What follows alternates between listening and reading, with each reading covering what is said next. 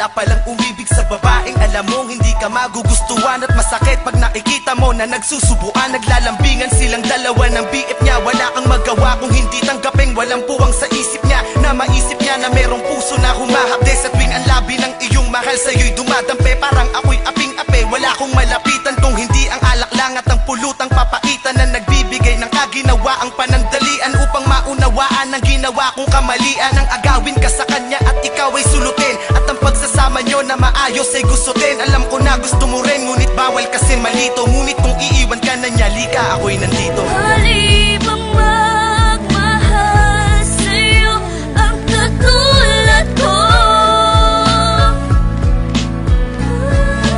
Kahit pa na alam ko may nagmamay-ari sa'yo.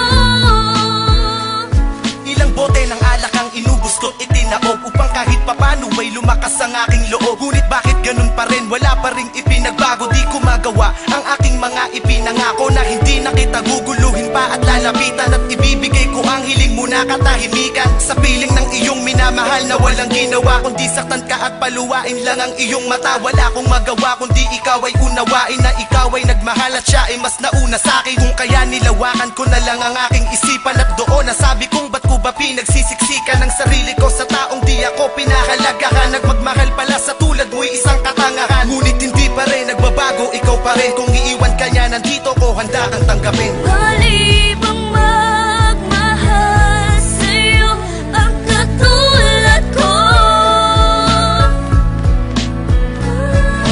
Kahit pa na alam ko may nagmamay-ari sa'yo. Mabigat man ang problema na sa'kin ay dumaan. Mahirap man kailangan kong bitawan upang gumaan. Yan ang aral na natutunan ko buhat ng matauhan. Dahil pala sa'kin kayong dalawa'y nagkatampuhan. Kung kaya iiwas na ako, yun na ang aking pasya. Wala nang magsasabi sa iyo nang iwan mo na siya. Wala nang magdetect sa'yo gabi-gabi bago matulog. Di na magsasabi ng bangin ka ba kasi nahulog na ako sa'yo. Wala na sa iyo nga aligay. Pag magmumura ka, wala nang tatapik sa iyong bibig. Sa tuwing magkikita tayo, di na ako sa'yo lalapit. Pag sa text hindi na tayo magtatawagan ng pangit. Kahit parang dinudurog sa sakit,